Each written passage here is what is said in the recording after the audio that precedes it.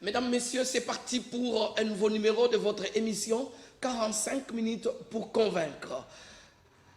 Sur ce plateau, nous recevons pour vous Monsieur Norbert Yamba Yamba.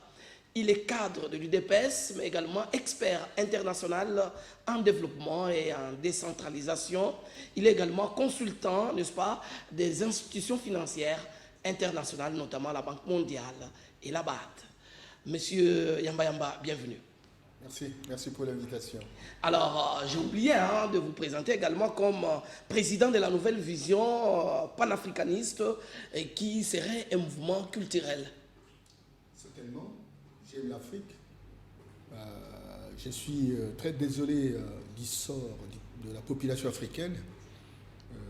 J'ai appris que l'Afrique a été une grande puissance et curieusement, elle a été bâtie par des forces d'agression. Aujourd'hui, plus que jamais, il faut se soulever, mais il faut aussi populariser le débat. Il faut aider le peuple africain de se mettre debout. Voilà pourquoi, avec les autres collègues, à l'échelle africaine et internationale, nous avons mis en place la nouvelle vision panafricaine, une nouvelle façon de réfléchir à l'Afrique, un nouveau paradigme qui porte sur la renaissance africaine, pour permettre à ce que l'Afrique puisse véritablement décoller, j'allais dire libérer effectivement. Mais finalement, c'est un parti politique, c'est un courant politique, c'est un courant philosophique. Finalement, si on peut le prendre dans le contexte congolais, parce que nous sommes en République démocratique du Congo, c'est quoi cette nouvelle vision panafricaniste? C'est pas un parti politique. Sinon, je ne serais pas de l'IDPS, je suis membre de l'IDPS. Mais ça, c'est un courant, une opinion culturelle, mais d'engagement politique. L'engagement politique pose la problématique de la libération effective de l'Afrique, de tous les boulons d'étranglement qui ont été mis en place par l'ennemi et qui font que, bon, aujourd'hui, nous ne pouvons pas nous en sortir. Et donc, c'est les combats, naturellement, de politique de l'Afrique. Mais ce combat aujourd'hui est animé plus par les acteurs de la société civile africaine. Et donc, c'est un mouvement culturel. Lorsqu'on regarde la législation de notre pays, on dirait, c'est très clair que c'est une ASBL. Mais parce que c'est un mouvement qui se fait à l'échelle africaine et internationale, et donc on est resté essentiellement dans le sens d'avoir des représentations dans chaque pays. Et le Congo est le siège de l'action. Donc, je suis le président panafricain. Mais quand vous arrivez, par exemple, au Congo-Brazza, il y a un coordonnateur régional. Il y a 43 pays, aujourd'hui, on est représentés. Et donc, le président, par rapport à cette problématique, c'est moi. Cameroun, en Guinée équatoriale, au Gabon, etc. 43, jusqu'au Ghana, Et donc, mais dans les provinces, vous avez la province du Kassai central, la province du Kassai, la province du Sankuru, Kassai oriental, etc. La province de Bandundu, Maïndombe. On est maintenant dans les 18 provinces sur les 26. Et donc, on est en train de travailler dur pour que le combat pour la renaissance africaine soit popularisé, pour qu'aujourd'hui on soit debout et qu'on se pose des questions fondamentales pour dire qu'est-ce qui explique qu'hier nous étions une puissance. Qu'est-ce qui explique que nous soyons abattus et comment faire pour que nous puissions nous relever?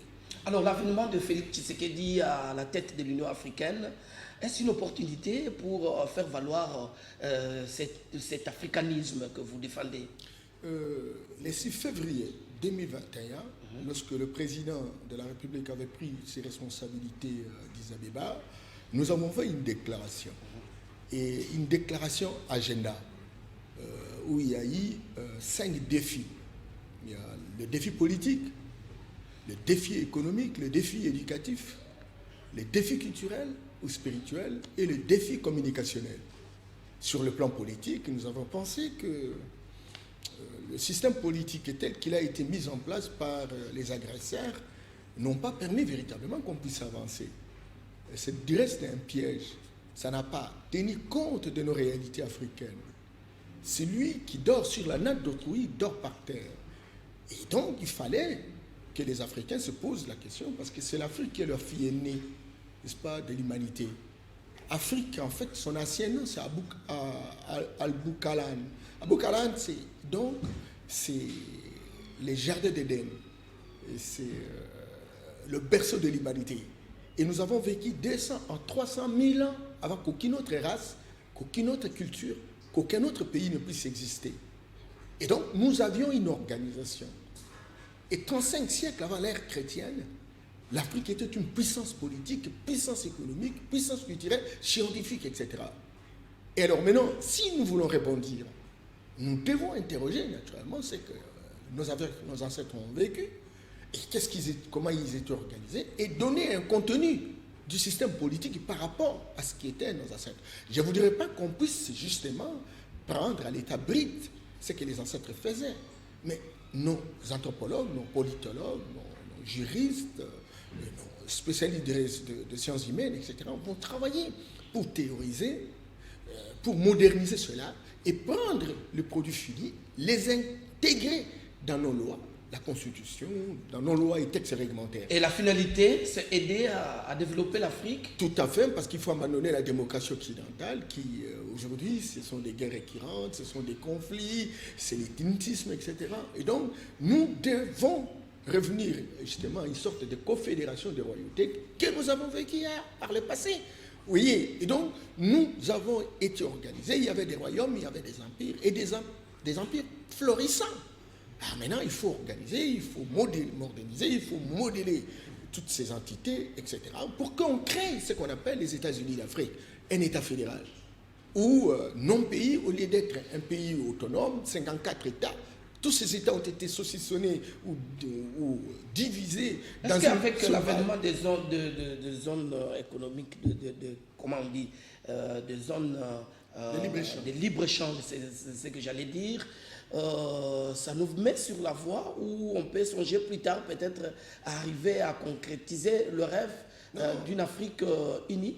Je salue et je félicite le président de la République qui, avant même d'être le vice-président de l'Union africaine, aujourd'hui président de l'Union africaine, s'est beaucoup battu, s'est investi avec le président nigérien, Youssouf, avec le président rwandais, etc. Beaucoup, en fait, ont beaucoup travaillé.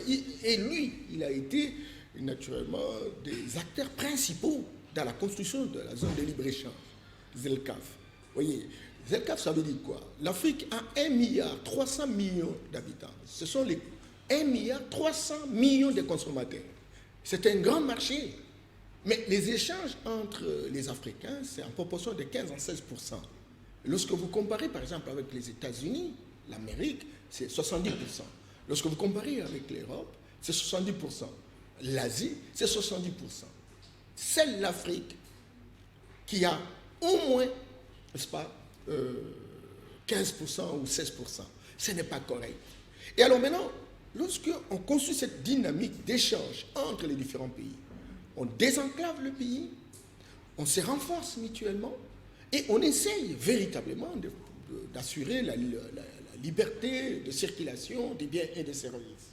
C'est très important. Il faut commencer par là. Parce que demain, il y a un agenda 2063 où on est en train véritablement de préparer à ce que l'Afrique devienne un État fédéral. Mais vous ne craignez pas qu'il y a une certaine crainte d'une certaine opinion à l'interne de la République démocratique du Congo qui estime que cette démarche-là, en tout cas, le Congo va beaucoup plus perdre que gagner parce que le Congo ne produit pas assez. Finalement, le Congo sera un grand marché où nous allons devoir consommer les produits qui viennent d'ailleurs, mais nous-mêmes, nous n'avons pas de produits à proposer à nos partenaires. Finalement, la douane sera supprimée et finalement, c'est le pays, la RDC qui perdrait. Ça, ce sont des raccourcis et des hommes et des femmes très sceptiques qui ne sont pas dans une approche innovative. Cher Joseph, si on ne commence pas quelque chose, on ne commencera jamais. Joseph, vous savez que l'Afrique a 5 régions. Il y a le nord, où vous avez les pays maghrébins, il y a le sud, il y a l'ouest, beaucoup de pays, Et à l'est, vous avez la locomotive, l'Éthiopie actuelle, etc. Et vous avez au sud, c'est l'Afrique du Sud. Et donc nous avons 5 locomotives. Il y a la locomotive au nord, c'est l'Égypte, secondée par l'Algérie, le Maroc et compagnie. Et vous avez la locomotive à l'ouest, c'est le Nigeria, secondée par la Côte d'Ivoire, le Ghana, etc., le Sénégal. Et la locomotive, n'est-ce pas, au sud, c'est l'Afrique du Sud avec 400 milliards de dollars de produits intérieurs bruts. Vous avez des pays comme Zambie, Botswana, Namibie et compagnie, etc. Mais au centre, vous avez la locomotive, c'est le Congo-Kinshasa qui a 50 milliards de dollars de produits intérieurs bruts. C'est vrai qu'il y a une différence exponentielle en termes de comparaison avec d'autres locomotives. On est presque à genoux. Mais aucun pays en Afrique centrale, n'est-ce pas, ne peut prétendre avoir autant de potentialités, autant de sources de financement que le Congo. Et donc, pendant tous ces temps, dans les 60 ans de notre indépendance, certainement qu'il y a eu des vautours internationaux qui ont permis à ce que nous ne puissions pas décoller. Aujourd'hui, toutes les marges de manœuvre montrent très clairement qu'il y a multiplicité de puissances à travers le monde. Au lieu d'avoir un seul directeur du monde qui était les États-Unis, on a aujourd'hui des puissances comme la Chine, l'Inde, la Russie, la Turquie, le Brésil, etc. Nous avons cette multipolarité de puissances. C'est que nous avons une marge de manœuvre. Si nous nous organisons, surtout que les Occidentaux sont en train véritablement de changer le paradigme. Hier, c'était un paradigme à rentabilité externe, où ils venaient, ils prenaient, ils vont aller créer des richesses chez eux, ils vont résorber les chômages chez eux. Nous pouvons négocier, parce qu'il y a plusieurs, n'est-ce pas, puissances sur le marché, nous pouvons dire, parce que nous avons les cobalt, c'est un minerai stratégique, on vient faire quoi? Transformer ça. C'est ce qui a manqué. C'est ce qu'on appelle la rentabilité externe. Or, nous sommes entrés dans une dynamique de la renaissance africaine qui constitue le nouveau paradigme. Et le chef de l'État en parle à longueur de journée pour dire « changeons le paradigme ». Aujourd'hui, et c'est là justement les panafricanistes que nous sommes en train de souhaiter aujourd'hui, que le président de la République, ne serait-ce qu'en termes de principe général, qui constituerait l'option en Afrique, que l'on relève, n'est-ce pas, que l'on adopte la renaissance africaine comme étant véritablement le nouveau paradigme africain, le paradigme afrocentrique. C'est très important.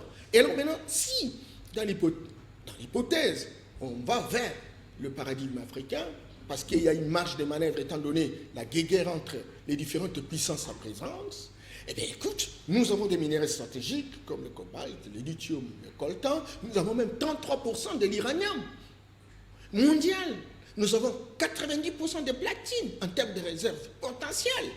Oui, au-delà de tout ça, nous avons 48 minéraux dans le site Katanga. Essentiellement, 12 n'existent nulle part au monde.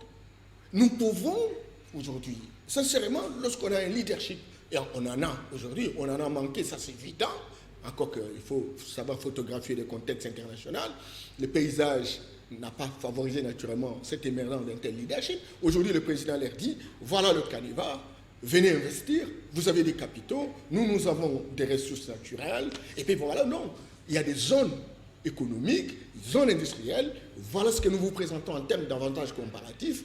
Il y a exonération d'un certain nombre de taxes, mais mettez en place, n'est-ce pas, des entreprises, des entreprises qui permettent à la fois d'extraire ce que nous avons comme ressources naturelles, de les transformer et de les commercialiser.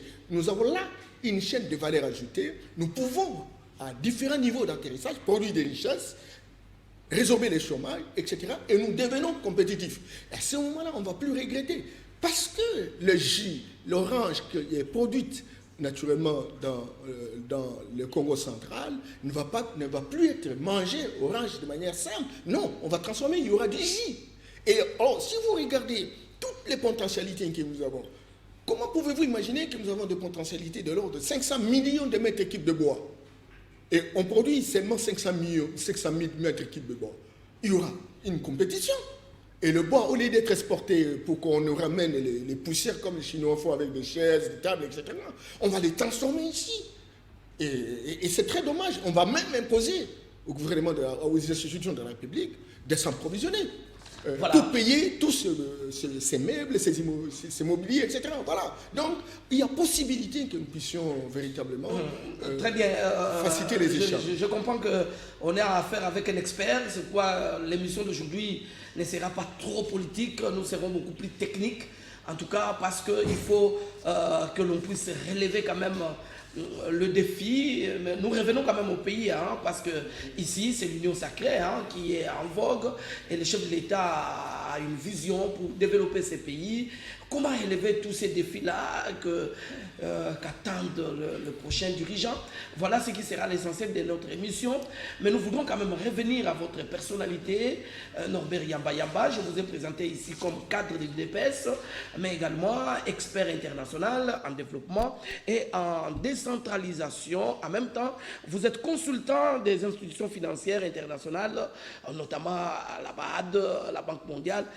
Je voudrais savoir un peu, qu'est-ce que vous faites pour, n'est-ce pas, répondre à tous ces prérogatives, hein, parce que quand même, vous êtes sollicité par-ci, par-là, et en même temps, vous êtes à la tête d'un grand mouvement culturel qu'on appelle la nouvelle vision panafricaniste.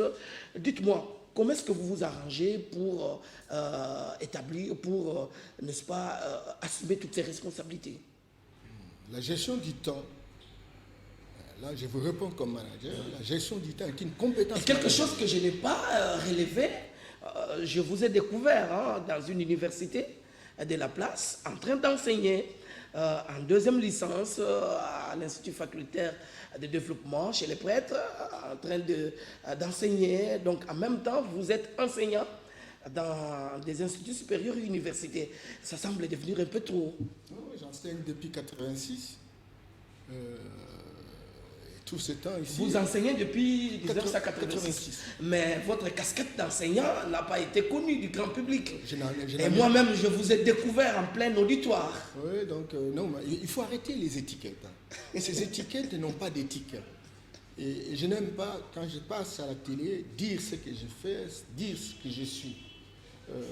Parce que ceux qui portent des étiquettes, parfois plus que moi, n'ont d'éthique et d'étiquette. Et donc, ça n'a pas servi. Il n'y a pas de plus-value, il n'y a pas de valeur ajoutée. Ça ne sert pas de brandir les étiquettes à la télé pour ne rien donner. Il n'y a pas des idées qui font fureur.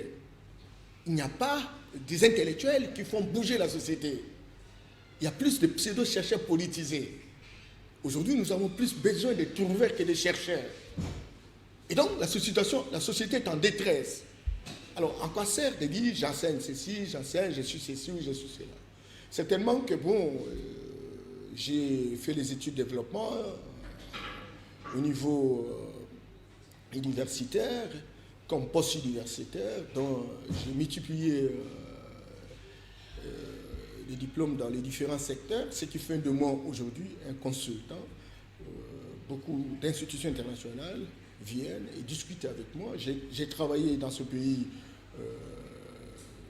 comme représentant des ONG belges.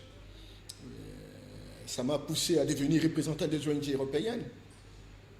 Ce qui m'a poussé, naturellement, à devenir directeur général d'un grand programme de la Direction générale de la coopération belge.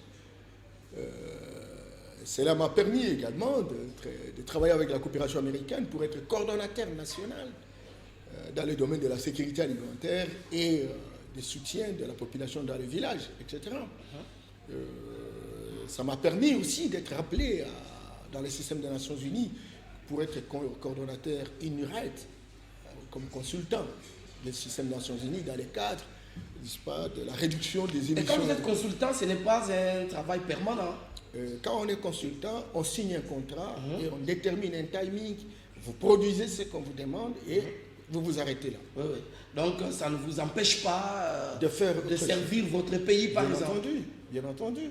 Donc j'ai travaillé avec l'Union européenne comme consultant dans le cadre de l'accompagnement du gouvernement congolais dans le processus de décentralisation et de déconcentration administrative.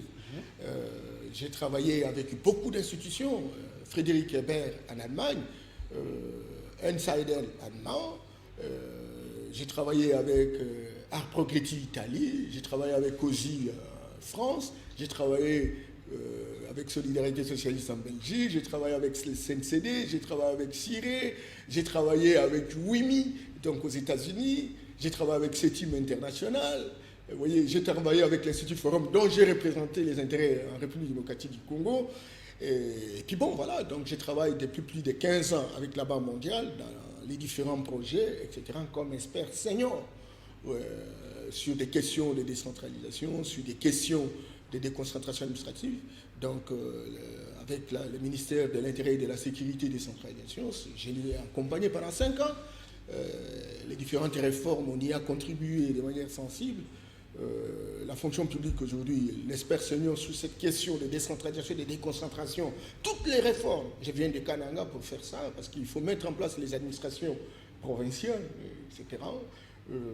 Au-delà de ça, j'ai travaillé aussi dans le secteur de la forêt, parce qu'on parle de très peu, outre mes diplômes qui portent sur les sciences politiques, où j'ai fini en Belgique, je suis allé faire... Là, c'est en sciences politiques. En sciences politiques, mais alors... Donc là, vous êtes aussi politologue. Je suis politologue, mais spécialisé sur, n'est-ce pas, la gestion des projets macroéconomiques. Vraiment. Mais aux États-Unis, j'ai fait le management de la décentralisation. En France, j'ai fait l'aménagement du territoire.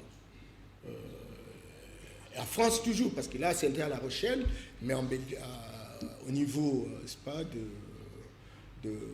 de Paris, à l'Institut international pour le développement.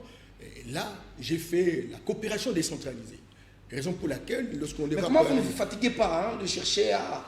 Vous cherchez quoi? Des diplômes en diplôme? Parce qu'un jour, je suis passé dans votre bureau, je vous ai trouvé concentré, en train de faire des recherches sur ordinateur. Finalement, vous allez faire des recherches, vous allez étudier, vous allez multiplier des diplômes jusqu'où? Pour chercher quoi? Non, je n'ai pas besoin de diplôme. Et je suis très honteux quand j'en parle, parce que j'en ai 17. J'ai fait 65 pays à travers le monde. Vous avez fait 65 pays à travers le monde, oui, avec 17 diplômes. Avec 17 diplômes, des certificats, plusieurs maîtrises. Mais je dis, ça c'est rien. Combien de gens nous avons des docteurs dans ce pays? Ils font quoi? Si je suis en train de faire de la recherche, c'est parce que Cheikh Anta Diop nous a dit, on nous a abattus parce que nous avons manqué de connaître la science. Nous devons apprivoiser la science. Nous devons avoir la connaissance. La Bible dit, non, mon peuple périt par manque de connaissances. Et alors, nous devons apprendre, désapprendre, réapprendre. Nous devons nous armer. Ça, c'est le testament de Cheikh Anta Diop. Aujourd'hui, même quand on a un diplôme, on ne travaille plus. On sait que bon, on va se faire appeler docteur, se faire appeler maître ou licencié ou gradué, etc. Et puis on arrête. Raison pour laquelle, lorsqu'il faut évaluer certaines personnes qui sont des docteurs, ils sont au niveau de l'école primaire aujourd'hui. Tout simplement parce qu'au lieu de s'engager pour apporter des additions, pour apporter des choses nouvelles pour la société, regardez comment nous on travaille. Plusieurs années, nous ne travaillons qu'avec les connaissances de ceux qui sont venus de l'extérieur. On ne fait que grimper sur les idées des autres. Ce n'est pas l'intellectuel congolais qui réfléchit, on fait la compilation. On est dans les récitals des cahiers. On est dans la récitation, dans la répétition. On est presque des perroquets. On est grimpé sur les idées des autres. Et donc, si nous faisons la recherche, si nous voulons avoir la connaissance, mais cette connaissance doit nous aider à savoir comment nos ancêtres ont survécu pendant des millénaires.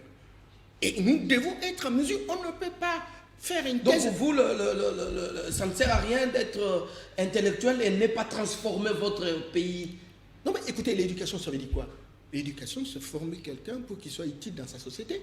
Et la mission fondamentale de l'enfant qui est éduqué dans la société, c'est de transformer son environnement, c'est de transformer sa société. Est-ce que vous voyez des intellectuels transformer notre société ou l'Afrique de manière générale? Cependant, c'est ça qui doit être l'objectif primordial pour un intellectuel, trouver n'est-ce pas, les solutions là où il y a des problèmes. Tout à fait. Mais ici, on est auréolé d'un Et on ne peut pas rester simplement dans les théories non. Et dans le diplôme papier. Vous voyez quelqu'un comme ça, il est dans une conférence, il n'arrive pas à s'exprimer, il n'arrive pas à donner des solutions. On lui pose la question, il dit non mais moi je suis professeur. Non, on n'a pas besoin d'avoir quelqu'un qui est professeur. On a besoin de donner les réponses, de donner des idées, etc., qui permettent à la société d'avancer. On n'en a pas besoin. Moi, j'ai connu, regardez les gens comme Laurent Fabius. C'est un exemple. Je n'aime pas donner l'exemple des agresseurs. Mais c'est un professeur d'université. Regardez les gens comme Lionel Jospin. C'est un professeur d'université. Mitterrand, c'est un agrégé. Est-ce que vous avez entendu en parler des professeurs? Vous êtes sociologue, mais vous êtes au ministère, je ne sais pas, de la santé, vous dites je suis professeur tel. Dis mais quelle est la valeur ajoutée, quelle est la plus-value? C'est de l'escroquerie intellectuelle. Et on a vécu ça, il faut que ça s'arrête. Nous avons besoin des hommes et des femmes qui réfléchissent, qui disent mais le mire, qui a donné le modèle de ce mire? Ah, ce sont des Occidentaux. Et alors nous, quel type de modèle nous pouvons donner? Alors maintenant, on nous donne la possibilité naturellement d'avoir un autre modèle de mire qui correspondrait à notre âge culturel, qui correspondrait à nos réalités, etc. Donc, si on va rester dans une logique où tout le monde a le diplôme, encore que des diplômes aliénés, qui visiblement n'ont aucune valeur, en dehors du simple fait que quelqu'un ait une étiquette, qui est avec une étiquette, écoutez, ça ne sert pas. Ça ne sert pas. Au-delà de la fonction, au-delà de l'appellation, au-delà de la dénomination, on fait quoi? C'est comme ça que vous voyez, même quand on donne quelqu'un qui a été à l'université, qui a fait plusieurs choses, etc., on lui donne une responsabilité, il est incapable. Non seulement de gérer ça, mais il est incapable même de gérer sa propre famille. Il va multiplier les maîtresses qui traînent dans la rue, etc. Et donc, il est concentré essentiellement à générer des solutions pour tromper ces différentes maîtresses. Lorsqu'il est à Massina, il a une maîtresse à Kitambo, il cherche quelle raison va-t-il donner à Kitambo. Quand il quitte Kitambo, il est à la... Il y a un véritable problème éthique. Mais c'est un problème d'éthique et le problème aussi de la pertinence et de l'utilité des sciences que nous faisons.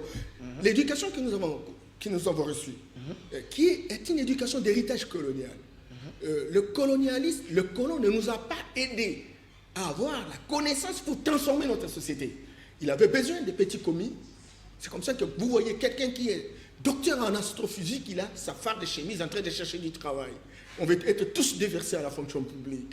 Oui, nous avons besoin des hommes et des femmes qui deviennent des entrepreneurs au regard de ce qu'ils ont appris et qui s'installent et qui créent le travail, qui deviennent chefs d'entreprise et qui absorbent véritablement les autres à travailler dans ça et produisent des richesses. Et cela se répercute même au niveau des écoles où ces écoles sont en distance. Ces écoles sont en divorce. Ces écoles sont en inadéquation avec les besoins qui sont les nôtres. Nous avons besoin de maçons, mais nous avons des professeurs d'histoire. Quelqu'un quitte la maison, il va aller faire le doctorat en français. Il dit, mais arrête. Mais écoutez, là, le français, on peut en parler, même au niveau de la maison. De la même manière que nous parlons de lingala, etc. Ça nécessite naturellement une redéfinition générale pour qu'on construise une approche systémique qui permettent de nous intégrer par rapport à notre situation et de permettre à ce que nous puissions avoir un droit. Mais à quel niveau cette réflexion doit se passer?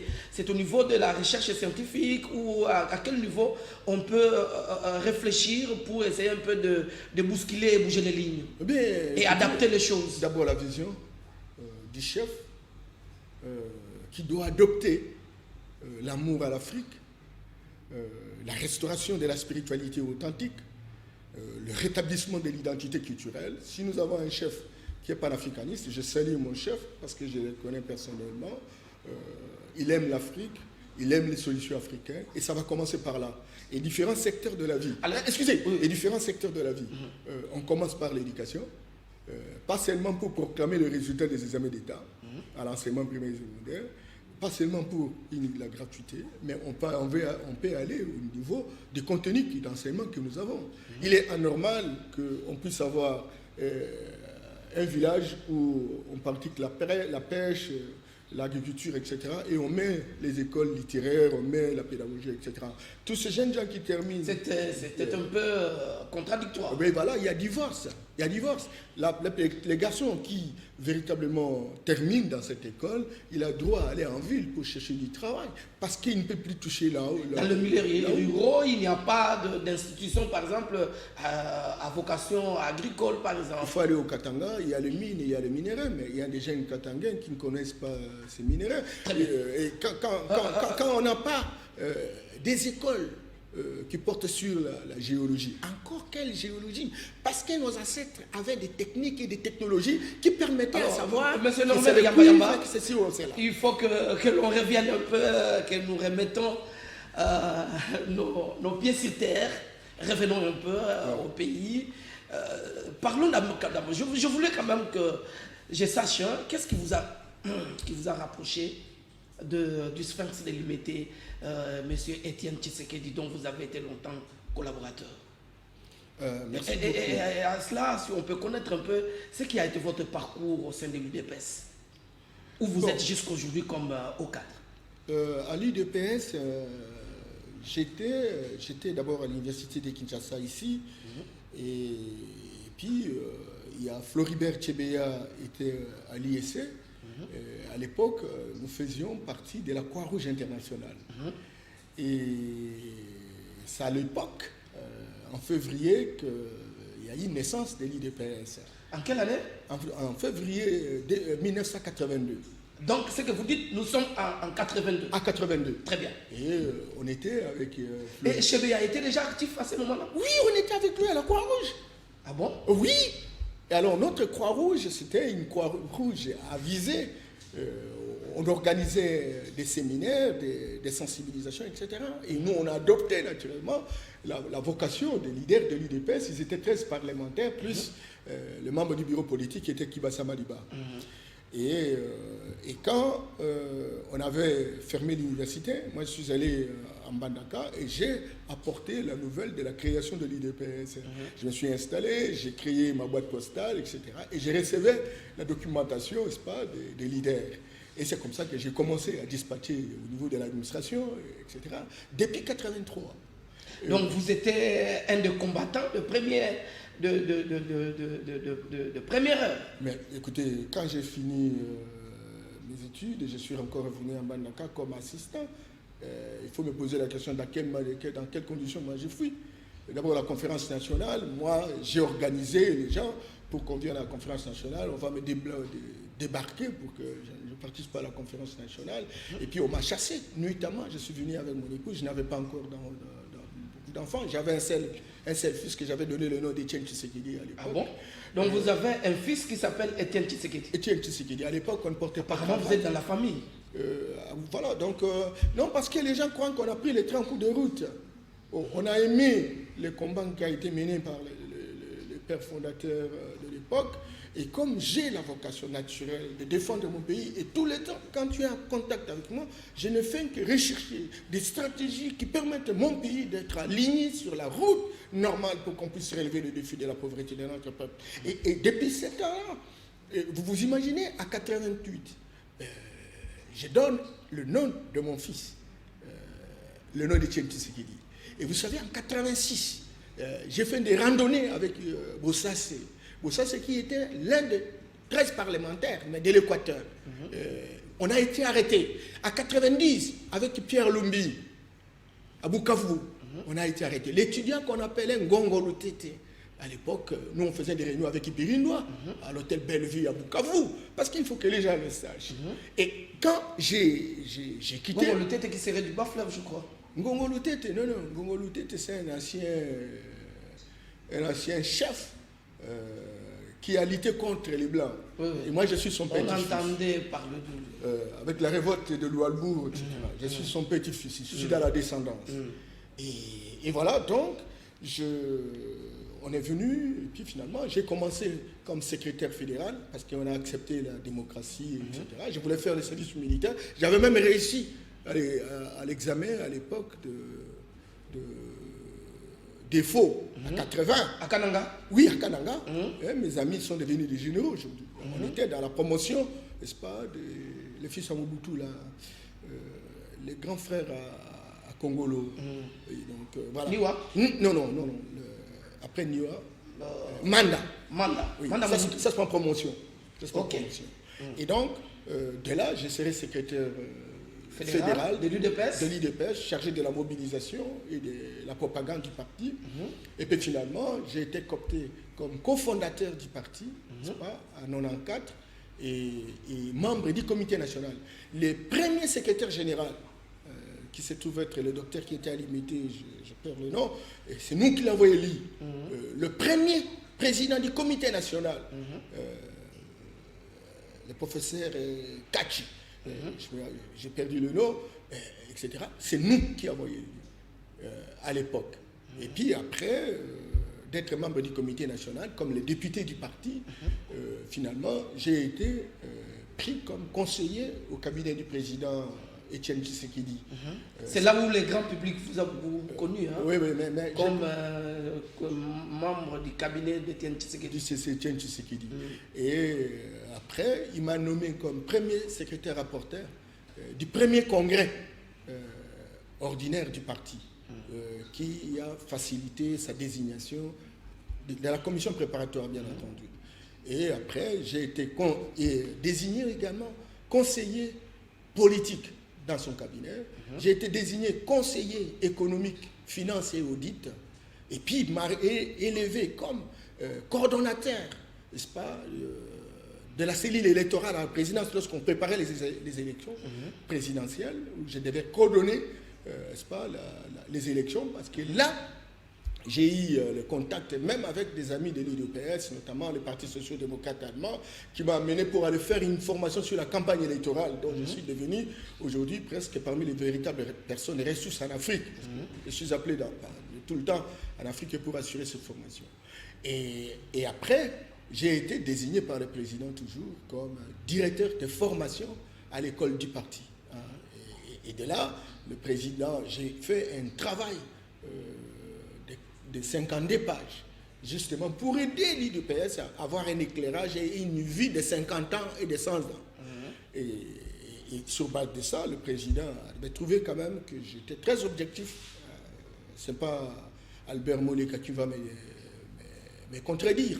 Il a dit Yamba Senghar objectif. Parce que j'ai fait l'analyse, l'autopsie, la radiologie du parti et je lui présentais, n'est-ce pas, des voies de sortie. Et donc, il a dit et il a estimé avec le président actuel que quand même c'était nécessaire que je participe n'est-ce pas, au pourparler de Venise et d'Ibiza. Voilà. Et c'est comme ça que j'ai fait partie parmi les 5 ou 6 personnes qui ont été désignées dans des négociations. Bon, finalement, cette page est tournée. Nous sommes maintenant, l'UDPS, votre parti est au pouvoir. Comment ça se passe? Vous êtes toujours actif au sein du parti. Quelle relation avez-vous avec ceux qui ont disons, qui ont l'administration, qui ont des responsabilités administratives du parti? Quel est le rôle que vous jouez au sein de l'UDPS aujourd'hui? Le président de la République qui est sorti de l'UDPS, quelles sont les relations actuelles? Non, mais les relations sont au beau fixe. L'UDPS est un parti de masse. Il faut reconnaître qu'avant que le président ne soit président de la République, j'étais candidat député national dans les territoires de Lomela au Sankourou. Aux élections de 2018. De 2018. Voilà, vous étiez parmi les candidats UDPS de Sankourou. Oui. Mais malheureusement, vous n'avez pas été élu. Je n'ai pas été élu, tout le monde connaît les raisons qui ne sont pas raisonnables. On ne revient pas là pour ne pas remuer les pleins, etc. Et voilà, donc depuis que je suis là, de temps en temps, avec mes fonctions de consultant, je fais office de bonne volonté. Quand je suis en province, par exemple, comme je viens dans telle ou telle province, j'essaie d'échanger avec les compatriotes. S'il faut former, je forme, etc. Mais je suis en bonne relation avec l'administration du parti. De temps en temps... Et vous restez cadre de l'UDPS? Je suis cadre de l'UDPS. Très bien. Alors, la question, maintenant, il faut relever les défis. En tout cas, ça paraît une contradiction quand même. Le chef de l'État veut que nous puissions changer quand même les choses au niveau de ces pays, qu'on arrive à développer les pays. C'est les grands défis d'ailleurs qui attendent le gouvernement qui va venir avec l'Union sacrée, mais en même temps, on a des petits budgets d'un seul chiffre. Ça fait quand même mal. Et vous qui êtes spécialiste, qui êtes expert, quels sont le pilier, quelle est le voie que nous devons prendre? En tout cas, malheureusement, nous n'avons pas assez de temps, mais il faut quand même éclairer le public sur quelques pistes que nous devons prendre pour faire sortir ces pays et gagner le pari finalement de développement de ces pays. Vous savez, c'est assez complexe lorsqu'on est dans une société en détresse, une société presque moribonde. Le président Félix, et j'allais dire le gouvernement de manière générale, a une grande responsabilité. Il y a quelqu'un disait, en tout cas c'était mon prof d'économie qui disait on ne gère pas l'abondance dans l'insuffisance. Et je lui réponds que parce qu'on ne gère pas l'abondance dans l'insuffisance, eh bien, il faut appliquer la planification. Et la planification vous pousse véritablement à l'élaboration de priorités, à la hiérarchisation de besoins. C'est très important. Et par rapport à ça, je salue le président de la République par le choix qu'il a fait autour du Premier ministre. Et le Premier ministre, dans sa première déclaration, dira qu'il a besoin d'avoir un gouvernement de guerriers. Être guerrier, ça veut dire être un tireur d'élite. Parce que si vous n'avez pas de tireur d'élite, vous ne gagnez pas la guerre. Une expression qui semble sortir de vous, parce que les premières interviews que je fais avec vous, vous parlez déjà des guerriers. 2 jours, 3 jours après, c'est le Premier ministre qui a tweeté. Oui, bon, je n'ai pas le monopole, mais au moins on partage la même vision autour de cette question. Avoir des guerriers, c'est que des gens qui sont revêtus des compétences nécessaires pour assumer des responsabilités. Pas les compétences des diplômes, parce que les diplômes ne servent pas à grand-chose. Dans une société où tout le monde réfléchit au rabais et les diplômés sont des aliénés, il faut certainement que c'est une recette qui détermine un profil. Mais il faut aller un peu plus loin. À l'époque du maréchal Mobutu, on utilisait le service d'intelligence, l'agence de renseignement. Outre la présentation des candidats, on s'est envoyé les services pour savoir qui est cet homme, comment il vit avec sa famille, quels ont été son travail, quel a été son travail. Alors, parlons budget, parce que l'État... Alors, maintenant, quand on a ces guerriers-là, alignés sur les combats de bataille, des bons soldats, qui acceptent de mourir sur les champs de bataille, à ce moment-là, vous avez tous les secteurs de la vie nationale occupés par des hommes qui ont la technique. Qui ont la technique. Les technocrates. Alors, maintenant, où avoir l'argent? Premièrement, vous avez le budget, c'est 7 milliards, si je m'abuse. Ça, c'est la première chose. Deuxième chose, nous avons la solidarité internationale au travers les partenaires au développement. Il y a la Banque mondiale, il y a le Fonds monétaire international, il y a les banques régionales, il y a la Banque africaine, il y a toutes les autres banques qui sont disponibles et qui ont besoin véritablement d'avoir des clients crédibles. Et nous avons intérêt, au regard de l'environnement que nous mettons en place, n'est-ce pas, monter à la face du monde que nous sommes capables de gérer les moyens. Parce que par le passé, il y a eu une expérience malheureuse. Et les gens ne veulent pas nous faire confiance. Aujourd'hui, avec Félix Tshisekedi, on sent les velléités, n'est-ce pas, de cette solidarité, c'est mettre debout pour nous permettre d'avancer. Ça, c'est le deuxième. Troisième chose, nous avons aussi les approches comme le PPP, le partenariat public-privé. Nous avons des ressources naturelles, nous avons des potentialités, etc. Et nous avons besoin des investisseurs, ceux qui ont des capitaux. Ce que nous disposons, c'est des capitaux aussi. Et cherchons à greffer nos efforts avec les autres. Et ces greffons financiers vont permettre qu'on crée des entreprises qui génèrent des ressources et les dividendes sont partagés entre les investisseurs et nous. Heureusement pour nous, aujourd'hui, le président a mis en place ce qu'on appelle les zones économiques, etc. Il y en a 8. Et donc, les gens peuvent y aller avec exonération et mobiliser les ressources lorsque la sécurité est assurée. Et donc, nous avons des dividendes, nous avons des ressources additionnelles qui ne sont pas prévues dans le budget. Il est possible quand même que les défis, en tout cas le pari de ce développement soit gagné? Tout à fait, parce qu'au-delà du gouvernement central, qui a 36 compétences, plus 11 compétences partagées avec les provinces, tous les gouvernements provinciaux, il y en a 25 plus la ville de Kinshasa. Chaque gouvernement, chaque province a un budget. Ces budgets, par exemple, de Lualaba, au-delà de 500 millions de dollars, n'est pas comptabilisé au niveau du gouvernement central. Et donc, de la même manière que le gouvernement central lutte contre la pauvreté, Lualaba aussi. Certainement qu'en tant que gouvernement central, son champ d'action relève véritablement des provinces et je parle des entités territoriales décentralisées. Donc, nous avons 25 provinces, chaque province dispose d'un budget, dispose d'un programme. Nous avons le gouvernement central qui a son budget, qui est revêtu sur 36 compétences plus 11 compétences partagées. Et nous avons le gouvernement provincial avec 29 compétences exclusives, je parle des compétences exclusives, et puis 11 compétences partagées. Nous aurons, si vous faites la sommation de tous les budgets, au Katanga, plus de 500 millions, Lualaba, plus de 500 millions, Kinshasa, plus de 500 millions. Faites l'addition, ce n'est pas 5 milliards, on est au-delà. À ce moment-là, si, au niveau de toutes ces provinces, tout le monde se mobilise autour de la vision du chef de l'État, et donc on peut avoir des moyens, et la première année peut porter véritablement des résultats. Nous sommes obligés de vous interrompre, nous sentons qu'on parle avec un expert, un orateur. On s'imaginait qu'à l'UDPS qu'on n'avait que des combattants, mais on découvre quand même qu'il y a des experts également. Non, l'UDPS, c'est... C'est déjà votre mot de conclusion. L'UDPS, c'est un parti de masse où on retrouve une crème intellectuelle à outrance. Parce qu'on a tendance même à critiquer la diaspora. Parmi ces gens-là de la diaspora, vous trouvez des hommes et des femmes qui ont un profil, un background, qui ont une culture, qui ont des capacités managériales conséquentes. Et à l'intérieur, il y a beaucoup de gens là. Peut-être qu'on n'a pas eu l'occasion d'assumer des responsabilités parce que nous étions en dehors des institutions de la République, mais aujourd'hui, plus que jamais, beaucoup ont développé des capacités pour travailler dans d'autres institutions et là, ils ont acquis une certaine expérience qui sont capables aujourd'hui, au moment où nous avons le pouvoir, de relever le défi. Et donc, il faut faire confiance naturellement, il faut faire confiance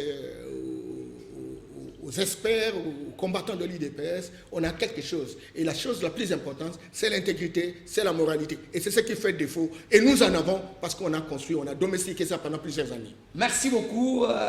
C'était Monsieur Norbert Yamba, qui est cadre de l'UDPS, qui est également expert international en développement et en décentralisation, consultant des institutions financières internationales, notamment la Banque mondiale, la BAD, et ainsi de suite. Il est cadre de l'UDPS et il est technocrate, un grand expert. En tout cas, c'était un honneur pour nous de vous recevoir en qualité d'expert parce que nous avons voulu réfléchir sur le piste de solutions pour sortir notre pays du gouffre. Et je crois que prochainement, vous pourriez repasser pour continuer cette réflexion. Avec plaisir, avec plaisir. Fin de cette émission. Merci mesdames. Merci messieurs. Au revoir.